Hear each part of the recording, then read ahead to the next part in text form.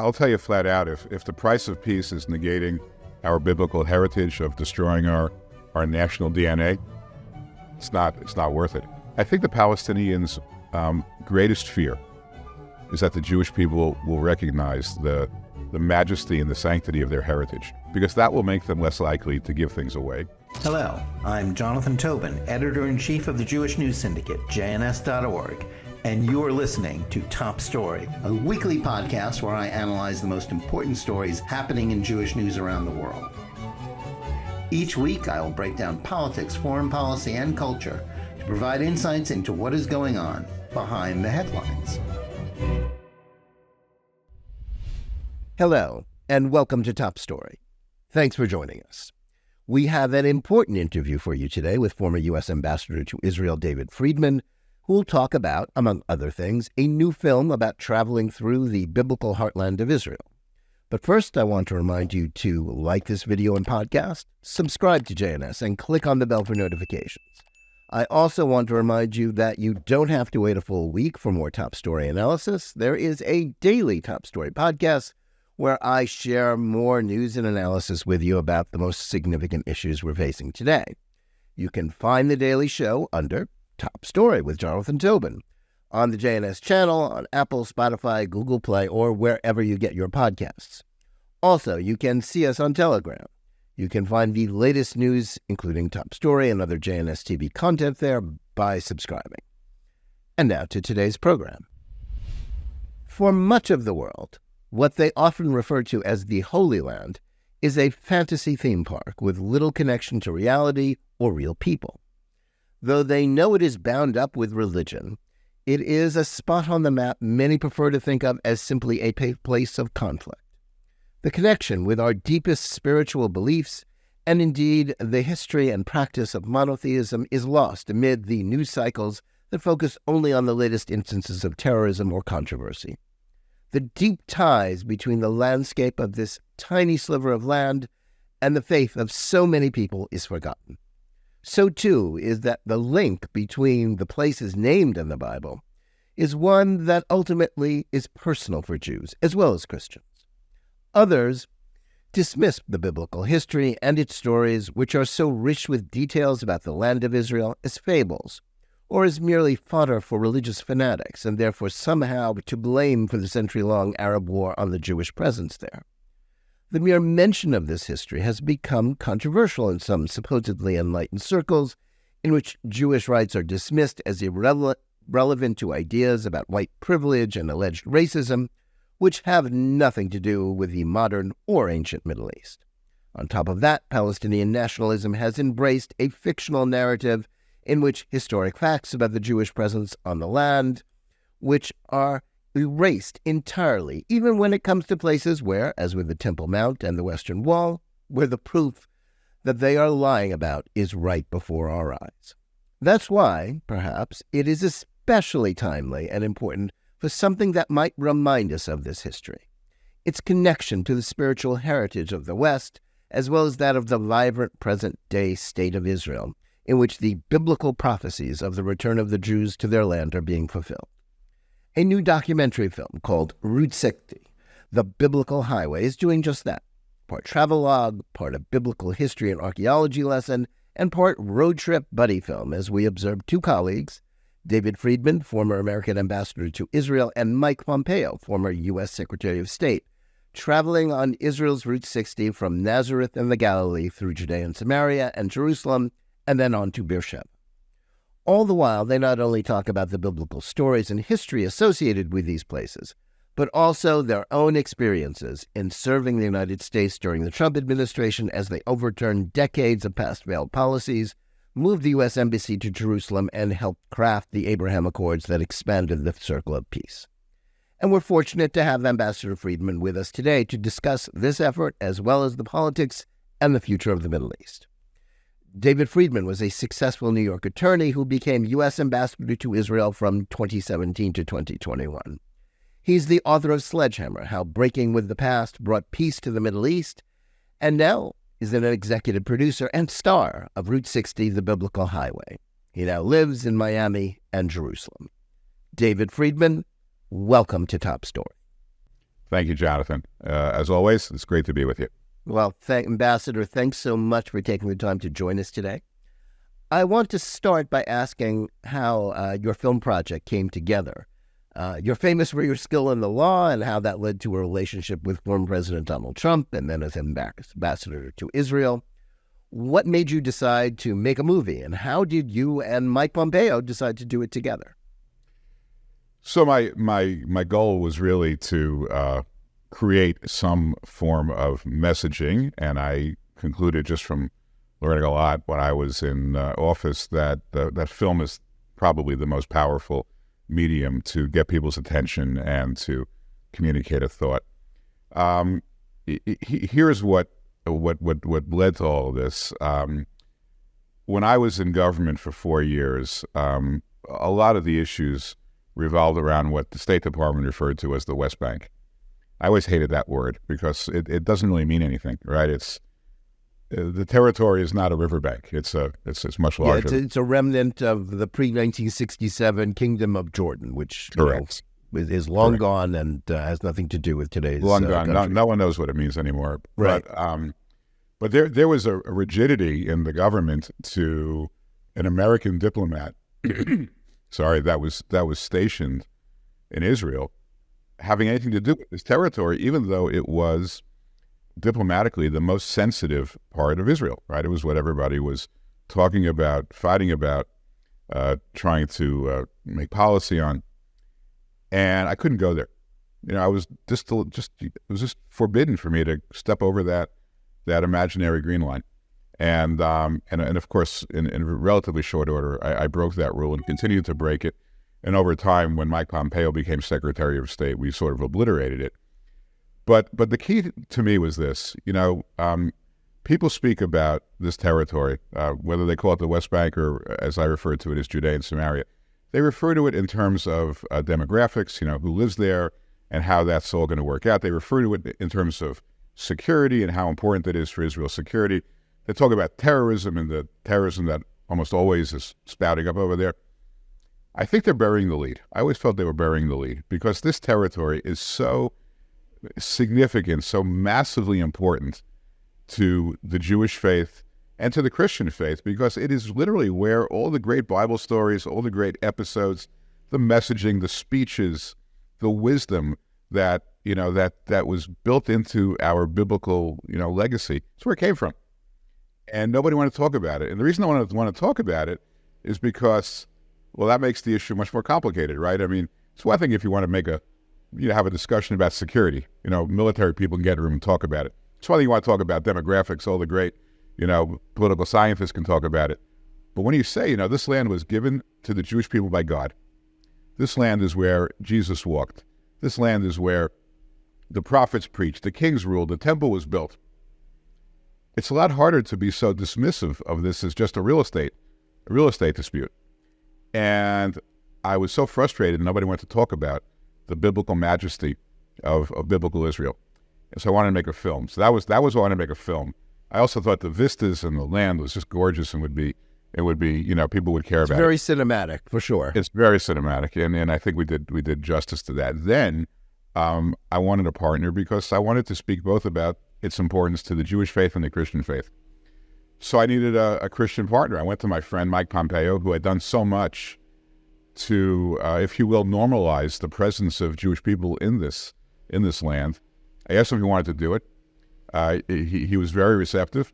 I already had a film partner from prior projects at TBN, at the Trinity Broadcast Network, and they're great filmmakers and put a lot of resources into it. And that's it. Now, I got to just jump ahead to the punchline because we opened up last night. And literally 5 minutes before we started this call, I got the box office results last night. We were at over 1,000 theaters across the country. We were number one in per capita theater attendance, meaning we had more people, per theater than any other film last night. We were number 3 in overall box office receipts. So with the exception of a film like Barbie, or whatever was in second place, we were the 3rd highest grossing film in movie theaters last night. So I'm really gratified by that. That is impressive. I I guess you've kind of answered why a film that focuses on biblical history and obviously in the way it connects to modern-day Israel. I guess evangelical Christians would seem to be among Route 60's primary audience, but it occurred to me as I watched it that a lot of American Jews also need a reminder of the connection between geography, archaeology, and history and the modern-day state of Israel that is often ignored in the news coverage they consume, both secular and Jewish. So I went last night to my local theater. I went back to New York yesterday, and I went to my local theater. I had a lot of friends who were of the Jewish faith, and many of whom went to Jewish day schools. They all told me they learned stuff they never knew before, or if they knew it, they certainly forgot it. They were very gratified. This was one of the best Bible classes they've had in years, and it's important. Here's sort of a simple question, which I would bet 95% of Jews don't know the answer to why we're called Jews, right? They don't know. I mean, and the answer, we give the answer in the movie. I mean, biblical Israel consisted of two kingdoms, at its end, the kingdom of Judah, the kingdom of Israel. Kingdom of Israel, consisted of the lost 10 tribes. They were, conquered by Syria and dispersed around the world, and we lost them. We were down to the kingdom of Judah, which has the tribe of Judah and the tribe of Benjamin. And that's what was left of the Jewish people from, the year, probably, I guess, the year, 1000 BC. So, or 700. So we're called Jews because we come from the kingdom of Judah. Do Jewish people know that? I mean, not many. So even simple questions, that I think people don't know, we were able to address in the film. Yeah, there's a lot in there. Now, for those of us who follow the news from Israel, one of the most frustrating aspects of the current conflict is the way the Palestinian Authority, just to name one, seeks to deny Jewish history and is backed up on this false narrative by the United Nations and UNESCO. We just saw an example of this with their designation of Jericho as a Palestinian heritage site. Is this sort of a program an antidote to that kind of propaganda, do you think? I hope so. I hope people, will see it and care about it and understand it. We as you know, we didn't make things up. When we got to different places and we thought the biblical narrative was important, we cut right to the biblical text, and we had a voicing over the biblical text that supports the events that occurred there. I think the Palestinians' greatest fear is that the Jewish people will recognize the majesty and the sanctity of their heritage, because that will make them less likely to give things away. And because they understand, as Muslims, and as I understand from speaking with many Muslims over the last few years, the Muslim religion is very much a religion deeply rooted in antiquity. They care very much about their holy sites. Saudi Arabia is the leader of the Muslim world because they house Mecca and Medina. They understand that they would never give away their holy sites, and I think their fear is that if the Jewish people realize what they're sitting on, they'll feel the same way. So it is the greatest fear of the Palestinians. It is their greatest, PR narrative to deny our ancestry, and I hope this film goes a long way towards defeating that objective. Yeah, obviously, you're someone, you're the son of a rabbi. You've lived in the Jewish community before taking on a job that put you in Israel. You're deeply familiar with Israel. Was there something new that you learned while making this movie? And, it's kind of a road trip, travelogue, buddy movie to a certain extent, right, with you and Mike Pompeo. And what do you think, former Secretary Pompeo, who was also quite familiar with the subject, learned from it as well? So the thing that I had never seen before, which moved me greatly, was the altar of Joshua. Firstly, it's an Area B, so it really isn't accessible to Israel. And by Area B, that's designated under the Oslo Accords, an area that is completely under the control of the Palestinian Authority. Correct. Certainly civilian control. So civilian control, yeah. So it's not... So Israeli civilians and foreign Jews don't go there. They don't. Now, sometimes you can get in, like everything else in Israel. You can negotiate all kinds of things, that may not be exactly... Well, you went there for the movie. We know that. I did go there, right? So, you think of... I thought of it in the context of Joshua, who, is taking over for Moses, right, which is an impossible task. Moses wanted very much to bring the Jewish people across the Jordan River into the Promised Land. God denied that request. Even though he was Moses, God denied that request. And Joshua takes them across, and he immediately engages in battle in Jericho, and he prevails, and then he loses his next battle. And then, he does what God commanded him to do, which is to build an altar, to write his own 10 Commandments, and to reconnect with God. And that's where Joshua, I think, went from being a general, sort of a second in command, to being the leader of the Jewish nation. He was the first leader of the Jewish nation in the land of Israel. We don't realize sometimes that the Torah, which we're most of us are familiar with because it's the Torah. It only has a short period of time in the book of Genesis where our forefathers are in Israel, and then they're exiled to Egypt, and then they're wandering, and they remain wandering until the end of Deuteronomy. It's really the book of Joshua where we really talk about the first aliyah into the promised land. And that place, it's on the downslope of Mount Ebal. It's just all by itself. There's no signs, there's no roads, there's no access point. You just have to know where it is, and you have to have a good guide. And just to be there, and to see it, and to think about what the world was like, in ancient Israel, it moved me deeply. But it wasn't the only place. I mean, I could go on and on about all the places. We went from Nazareth to Shiloh, which is an incredible place, to Beit El, to Jerusalem, to Rachel's tomb, to Bethlehem, to Hebron, to Beersheba. It's all along this road. And it's basically, the road is like, it's like on this road is the story of biblical Israel. Well, there was some, I watched it yesterday, to be honest. We're filming this during the 10 days. And there was so much in the movie which was from the liturgy of Rosh Hashanah and the Torah portions and the Haftorot. It's very timely if you see it this week. I'll say that to our viewers. But I guess the argument, and it goes to what you've written about and experience in your battles with the foreign policy establishment, the State Department, the Department of Defense when you were in office. It's like, what do you say to those who do argue that bringing up the Bible and the history of the land and its deep and intimate connections to the Jewish people is counterproductive for the cause of making peace? Many in that said foreign policy establishment, as well as the international community, still speak of much of the ground that you and Pompeo covered in the film as occupied territory where Jews have no business, and that talking about the past and even the Bible only creates hatred or controversy.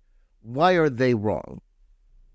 Look, I'll tell you flat out, if the price of peace is negating our biblical heritage, of destroying our national DNA, it's not worth it. It's not worth it. It's not who we are. We're around today after 3,500 years, and we've been sustained only by one reason, by this book that we happen to read every week. This book, this gift that God gave us, the Bible. The Bible still sells, by the way, 2,400 copies every hour. It still means a lot to a lot of people. We're living in a world where every effort is made to negate, to reject, to obliterate the biblical values that made America a great country, that brought Israel into existence. I'm not one of them. I'm not one of them. I'm not prepared to negate those values. I know people say, you have an imaginary friend that you're listening to. You're talking about some ancient book that no longer has relevance. Well, I just don't see the world that way, and a lot of other people don't as well. I'm not standing off on my own here. I mean, there's a reason why so many people went to see the movie last night. It speaks to people. We are, I think, a lot of us are adrift. I think we're all a little bit adrift because of the way the world is so rapidly changing, and I think we want to hang on to things that are enduring and things that have made sense to us in the past, that have worked, that have been the framework for families and for people to live important, meaningful lives. I think we want to hold on to that. I want to hold on to that. I think lots of other people do too. And part of that, part of the Bible, undeniably, is the rights of the Jewish people to live on their land. When you think of the architecture of the Bible, it's all about it's a combination of following God's will, but doing so on the land that He chose us to live on. And as we follow that will, we prosper on the land. And as we don't follow that will through history, we've been evicted from the land. And I don't think you can disconnect the Jewish people from the land of Israel. We tried that for 2,000 years. I don't think we did very well. I think we're in a point right now where I think in some respects it's really one of the great times to be alive if you're a member of the Jewish faith. And I'm not prepared to disconnect Israel from its land. And I don't believe that our neighbors in the region, and I've had these conversations, so I know it's true. Our neighbors in the region, when this issue is explained in the way that we try to explain it in Route 60, I think they understand it as well, because they fully understand how an ancient religion, an ancient people would feel a tie to their ancient land. Yeah. Clearly it resonated for Secretary Pompeo. I mean, and, he spoke in the film about his own experiences teaching, Sunday school lessons and learning about it. So obviously, what was it like working with him on this project? Obviously, you work closely together in diplomacy and, public affairs. What was it like making a movie with Mike Pompeo? Well, he's a dear friend, and I owe him a lot. Unrelated to this movie, I owe him a lot. I mean, he was so receptive to the things I was trying to achieve, most notably what, we call the Pompeo Doctrine, which is that he reversed 40 years of State Department policy with regard to the legality, or in the case of the old State Department, the illegality of Jews being in Judea and Samaria. Mike is he's a deeply faithful person. He's of faith. He brilliant, funny, smart. I think all the qualities that one day when he's ready would make a great leader. And he was as interested in the film as he was anxious to participate in it. I mean, he found these places so fascinating. I mean, a lot of these places are hard to get to. I mean, if you're a Secretary of State, you're probably not rushing to go to Hebron, because it's a tough road. The road at certain points, the road really is unprotected, and the potential that you're going to create, a backlash is great. So getting him there. Had he been to Hebron before? Not before we made the film. No, he had been while Secretary of State. We took him to Psagot, for an event. We went to I think we went to Gush Etzion, but we didn't get to Hebron. Well, even that was a big accomplishment for a Secretary of State to cross the Green Line. Yeah, I mean, he's the only Secretary of State in our nation's history to cross the Green Line, and he was very proud to do it. What do you hope that the Americans who, either in these 2 days when it's in theaters, but who will then after that have the opportunity to watch it on cable, or television, or however they get it on TBN, what do you think they're going to get out of it? Coming to it really without baggage, many of them obviously not Jewish. What do you hope that they learn from this? Well, look, I ultimately, I'm betting that people care about biblical history. I mean, there are going to be some people who just don't care. They think it's in the past and it's not productive to dwell on it. But I think that's a small percentage of the American population. I think people will see this, and I hope they care about it. As you know, it's not a political film. I mean, at least it's not political. No, you actually overtly. Very consciously avoid politics, wherever possible, even though you do reminisce about your times in office and what you accomplished. But as you go through these places, it's not, it's not involved in, how this relates to the peace process per se. It's telling the story of the geography. Because, I mean, our goal is not for people to reach a conclusion as to how to resolve the Israeli-Palestinian dispute. My views change on that anyway, from time to time. So I'm not sure there is one view how to do that, or if it's even doable. I just want people to care about this part of the world. I want people to understand that it's not a real estate dispute. It's not just a security issue. It's not just a demographic issue. It's about whether or not the Jewish people have the right to live in their biblical homeland, And it's also a question about who is best, who can we trust to be the best custodian of these holy places for our children and grandchildren. Obviously, I mean, the answer should be obvious from the film without overtly stating it. I do make the point that how dangerous the tomb of Joseph is, and that really is an area where the Palestinians have, it's an area the Palestinians have almost complete control. Very difficult place to visit.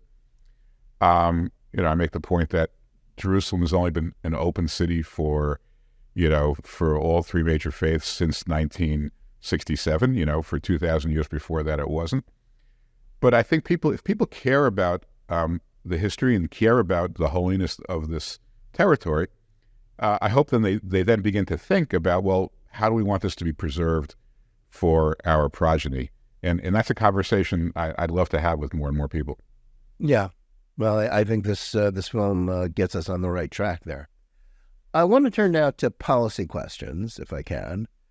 How well do you think what you and Mike Pompeo and Donald Trump accomplished in the Middle East has stood up in the 3 years since you left office and the Biden administration took over? Although the Biden foreign policy team, which in large measure is a reunion of the Obama foreign policy team, seemed to want to reverse everything that Trump did, and they have done some of that. But that isn't the case with much of what you accomplished when you were in office. How has that worked out? So you have to sort of have to parse it, item by item. Jerusalem, I think, is in pretty good shape. I mean, the moving of the embassy to Jerusalem, it's very popular. It passed overwhelmingly in Congress. I think even Democrats, understand that this was the subject of much Democratic support in its history. So I think the embassy in Jerusalem is here to stay. The Golan Heights, I mean, what's anybody going to do with the Golan Heights? I mean, the Syrians are a barbaric nation, run by a ruthless dictator. I don't think anybody's doing a lot of thinking about changing the status quo in the Golan Heights. Which they did in the past, but obviously they that's pretty much unthinkable now in the wake of the Syrian civil war. I think so, and I'd like to think it remains that way. Judea and Samaria, and the whole issue with the Palestinians, I think, and the Pompeo doctrine, which you reference here and in the film. So they have not formally renounced the Pompeo doctrine, but in all but formal sense, they don't agree with it and they don't act on it. Look, they restored a huge amount of funding to the Palestinians with no conditions whatsoever. I don't understand that at all. A few of them, very few of them, just a few, condemned Abbas last week for, basically justifying the Holocaust as an act against, Jewish financial practices, as opposed to an act, writ large to eliminate the Jewish people. Unfortunately, Secretary Blinken did not say anything. Yeah, I mean, but the thing about it, which I pointed out, is he said that many times before. Yeah. So it's not like this was a newsflash, and so they're willing to overlook the most malign, most outrageous behavior by the Palestinians and continue to throw money at them for reasons I don't understand. The discussion with the Saudis, which I understand is pretty far afield, although I don't pretend to know all the details. Well, look, all I can tell you is the reason we were able to succeed with the Abraham Accords with Bahrain and UAE and Morocco and even Sudan was nobody knew about it until they read about it in the newspaper, including the Palestinians. Palestinians did not know we were normalizing with UAE. That was the first one in August of 2020. They read about it in the paper.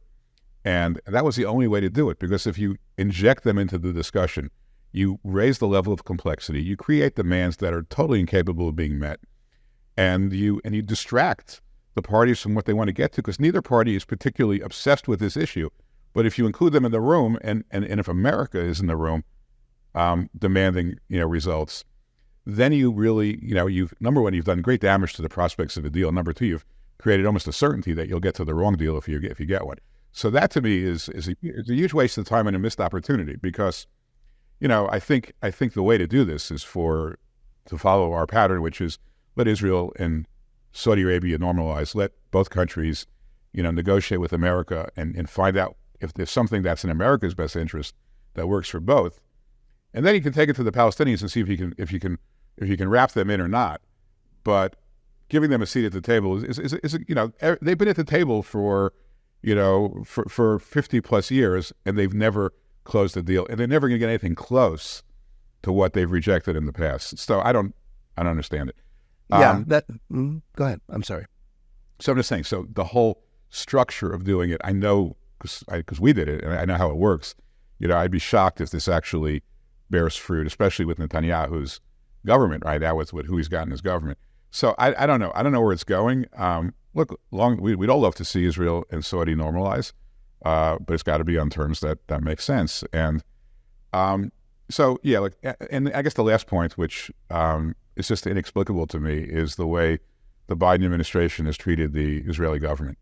It's this idea that he won't meet with Bibi in the Oval Office. He's going to force him to have some meeting in a side room. I've been to lots of those meetings, at UNGA, which is like the most depressing place in the world because the UN General Assembly.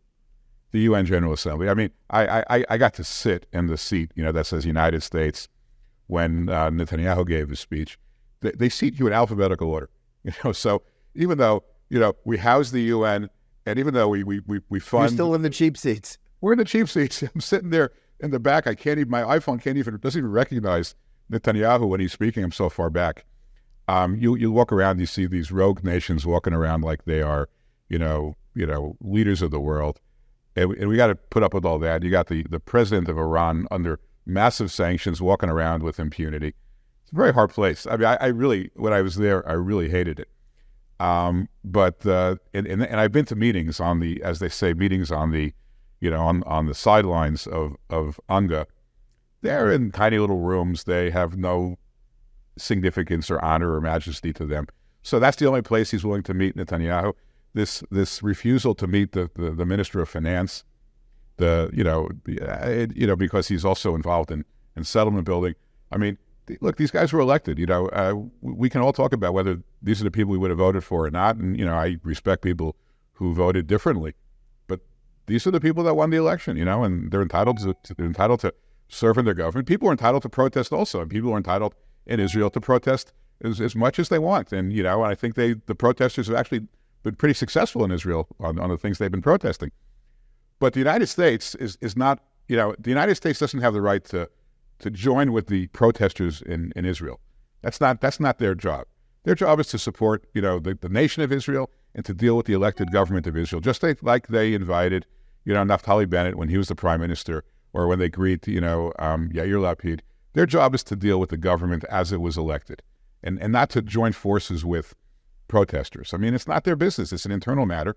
And, I respect the protesters. I don't respect the United States joining with the protesters. That to me is just, it makes no sense to me. Yeah, I want to get back to that in a minute. But you broached, the Abraham Accords, and certainly thanks to ongoing Palestinian rejectionism, the peace process with the Palestinians remains dead in the water. The Abraham Accords are alive, and, as you say, Biden's team has talked about trying to expand them. How do you think this is ultimately going to work out with respect to Saudi Arabia? It seems to me that a lot of these very public negotiations, and you said that's a big difference, where it seems as if the Saudis are asking for the moon, a nuclear program, and, or a treaty, an alliance. It doesn't seem like that's something that's so likely to happen with the current administration. Is it? Do you think the status quo with between Saudi Arabia and Israel is something that perhaps the Saudis are very comfortable with? They might be. I mean, I think that Biden is looking for a foreign policy win. Look, normalization between Israel and Saudi is great. I mean, I don't care who gets it done. Right. Biden gets it done, still great. But Absolutely. I think the terms will be terms that many in America are going to choke on. A lot of Democrats, I think, are going to choke on it. And so I'm not sure that the status quo is untenable. Here's where it gets a little dicey. Saudis have, unlimited amount of money. And ultimately, you could, whatever they want. I mean, if they want weaponry, they can buy it, and the Chinese will be more than happy to sell them whatever they want. The Chinese have tried to make some inroads there, Yes. brokering some sort of deal between the Saudis and Iran recently too.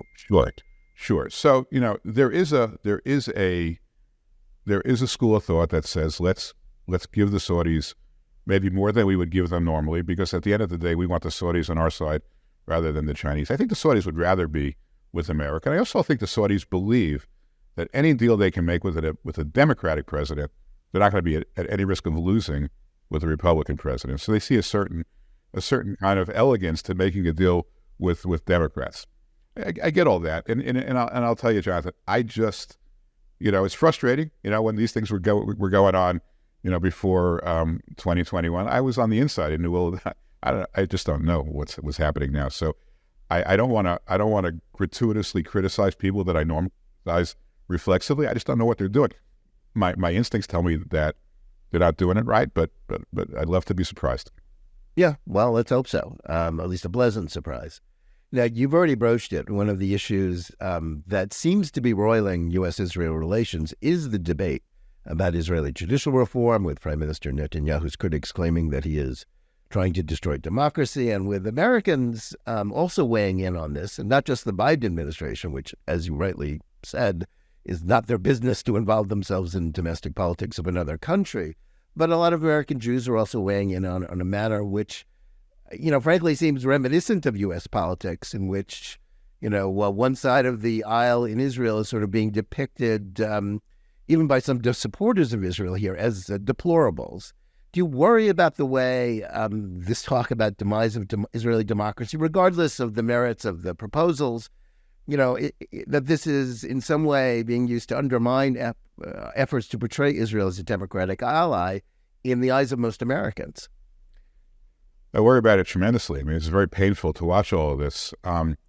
I can give you the wishfully optimistic view of it, which maybe is just my nature. Look, I think Israel, off the bat, never really had the time to give sufficient thought to, what they were going to look like as a country.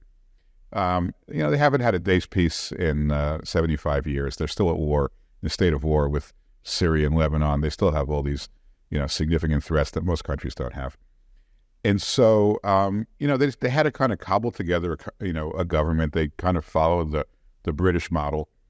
And off they went running, and for the first, until Menachem Begin came along, it was dominated by the Labor Party and dominated by secularists. And then, over time... And it had a powerless court, I might add, too. It had a powerless court. And, and again, that maybe the court then was too powerless, and maybe Ben-Gurion in his later days was too powerful. I mean, we can debate the balance and how to structure the right balance, but they didn't have the luxury of really, having a constitutional convention with great minds putting it together. They didn't do it. I mean, it's not as good a governing infrastructure as we have in America, not by a long shot. And so over time, when Ben-Gurion allowed 400, Haredim, ultra-Orthodox Jews to be exempt from the army because they were trying to rebuild all the yeshivas that were destroyed in Europe and in Nazi Germany and in Poland, 400 didn't seem like a lot at the time, and the Haredi movement is, to a certain extent, a victim of its own success. There's more Torah learning now going on in the state of Israel than at any time anywhere in the world ever. So they've succeeded, and they're not 400 anymore. Now they're almost 20% of the population.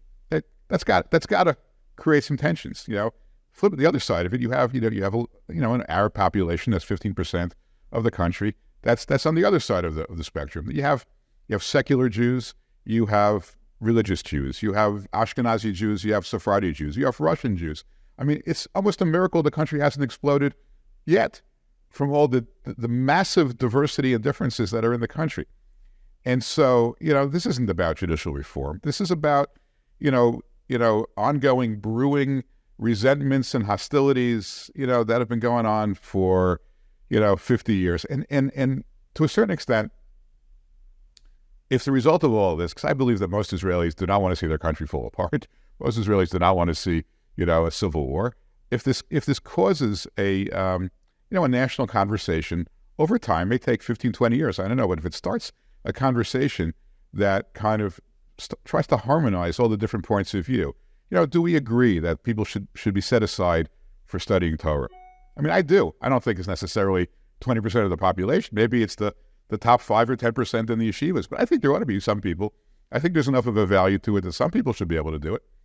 Of course, the Supreme Court, when a deal was made, the Supreme Court said, well, and this was just gratuitous meddling, and this is what started it all. When the Supreme Court said, well, if we're going to exempt Haredim from military service, somebody wants to spend all his time studying Sanskrit.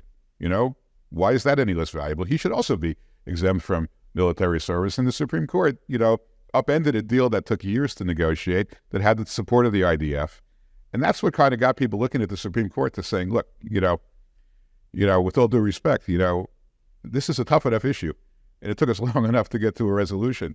And with all due respect, your hypothetical basis that has no, relevance to the facts on the ground, for upending it to show how smart you are and to show how, fair you are, you set us back, 10 years. And so look, I'm really sympathetic with, the argument that, the court should never be the most powerful institution, in the country. It's the least accountable. You don't want the least accountable institution to be the most powerful. Very sympathetic to that. I also think that the way in which the judicial reforms were rolled out was, with all due respect to my friends who worked on it, was inept, just absolutely inept. Terrible job explaining what they were trying to achieve. Terrible, job, dealing with and anticipating the backlash. So, I think Netanyahu said yesterday, when in his discussion with Elon Musk, that that it was a mistake. He wants a do-over. Probably the best thing to do. Let things calm down. Let people talk about it. Let smart people talk about it. But we shouldn't kid ourselves and think that the people who are lining up, in Silicon Valley protesting Netanyahu or gathering in the streets of Tel Aviv, we shouldn't kid ourselves. Or gathering outside the UN this week. We shouldn't kid ourselves to protest Israel while other people are protesting the existence of Israel, next door. This is not about judicial reform. This is about, almost the soul of the state. And, there are those who want Israel to be, secular, and those that want it to be religious. And I want it to be everything. I mean, I want Israel to be a home for every single Jew and to make every Jew feel at home. And I want people who are, and I totally respect the depth of people's feelings. We got to find a way to accommodate everybody. I mean, in different places, look, the religious the ultra-Orthodox have generally concentrated in certain places and the secular elsewhere, and we got to make it work for everybody and stop screaming at each other. Well, let's hope that's advice that will be heeded. I'm not so sure about that. Turning back to the other side of the Atlantic, I have to ask you about your former client and boss, Donald Trump, whom the polls tell us is the overwhelming choice of Republicans to be their presidential nominee next year. What do you think of his efforts, and what do you think of the efforts of his foes to sort of take him out with what seems, at least to the approximate half of the country that supports him, to be politicized charges? How does American democracy, speaking of democracy, how does American democracy survive when it appears that whoever loses next year's election, be it Trump or Biden, will likely be weighed down with indictments, if not heading to jail? Yeah, it's a big issue. Look, that is the stuff of banana republics. That is Stalinism, when you use the judicial system to defeat your enemies. Look, I practiced law for 35 years. I know a little bit about the subject. This is my take on all of it. I don't get too deeply into the merits. I mean, I thought that the one case that struck me as just being absolutely absurd was the case in Georgia, because I remember I was 6,000 miles away, but I remember, Trump went to sleep at night. He was ahead in most of the swing states. He wakes up, he's behind. He's trying to figure out, he thinks he's been cheated. There are very few lawyers out there who are experts in upending elections, because you're not going to make any money. It doesn't happen enough to have enough clients, right? So he's looking for help. People are offering their services. People are showing up really out of the woodwork saying, I know what we got to do. I'm a lawyer. I'm a professor. I can help you with this. I can help you with that. He's just saying, sure, let's, help me do all these things. These are people that never met each other before. These are people that don't like each other, that were fighting with each other over tactics. These are people, some of them who still have never met each other, and somehow this became a conspiracy, a racketeering case. People who never met each other before, who didn't agree with each other how to proceed, and many of whom still haven't met each other. This is a racketeering conspiracy. A bunch of lawyers offering legal advice. By the way, some of this advice was the same advice that Larry Tribe gave to Hillary Clinton in 2016. So not to mention Gore, Bush versus Gore in 2000. Right. So look, I really hate that case because I think it's so overtly political. The other things I think are political too, and I'll tell you why.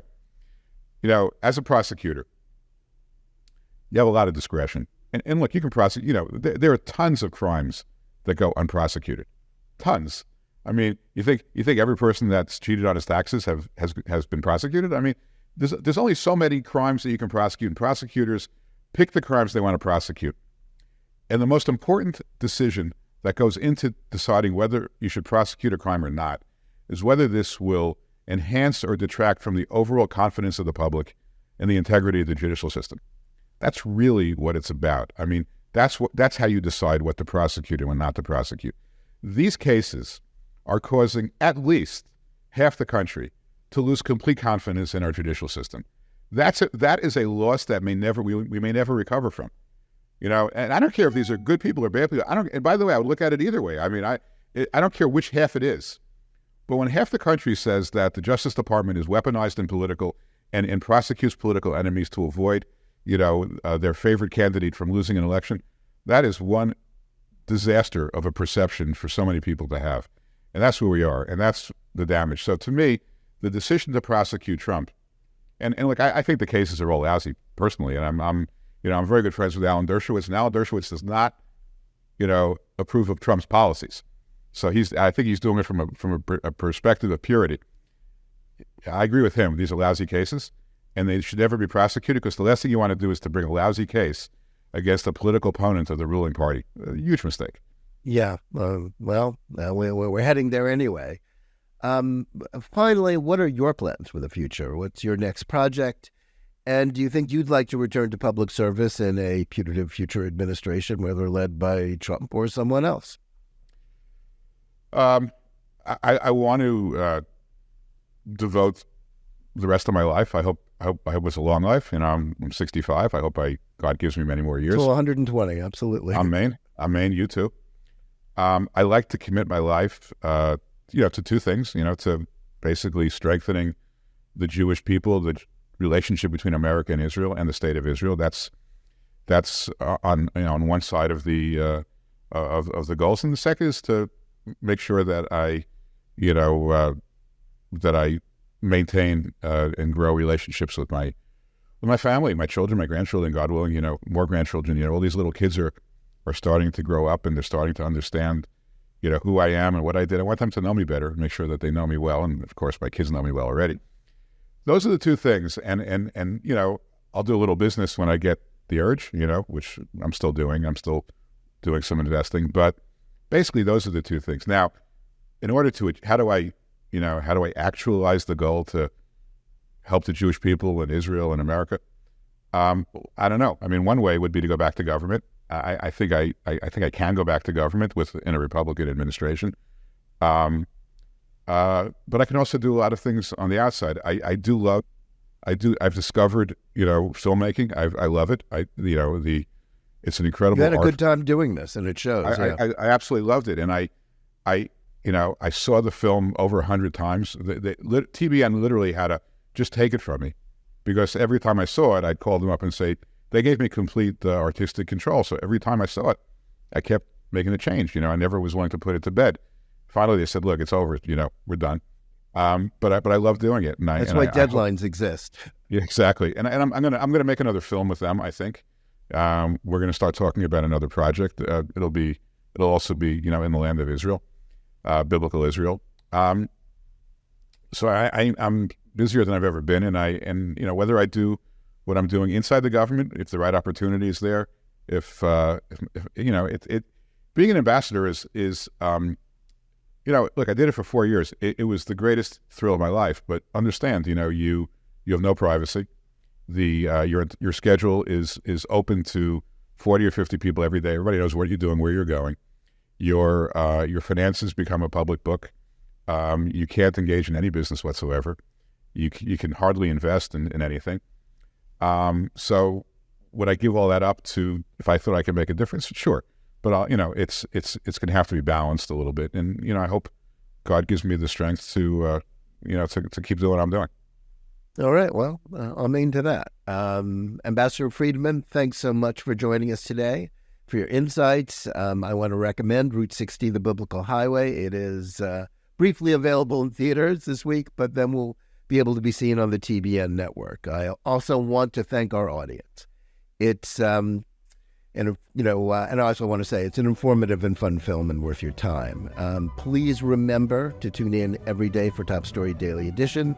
And whether you're listening to us on Apple, Google Play, Spotify, or any of the other podcast platforms, or watching us live on Facebook or Twitter, or on the JNS YouTube channel, please like and or subscribe to Top Story, click on the bell for notifications, and give us good reviews. Please write to us at editor@jns.org and let us know where you listen or watch the show and what you think about it. And we're taping this show during the 10 days between Rosh Hashanah and Yom Kippur, so I want to wish all of our viewers and listeners Gemar Chatima Tova and an easy fast. And remember, keep reading and thinking for yourself, and we'll see you again next week.